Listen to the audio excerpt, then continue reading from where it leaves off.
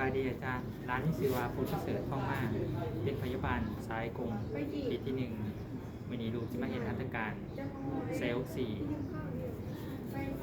สบายดีพอลูกมีชื่อว่าพุทธเสริฐท่องมาเนี่ย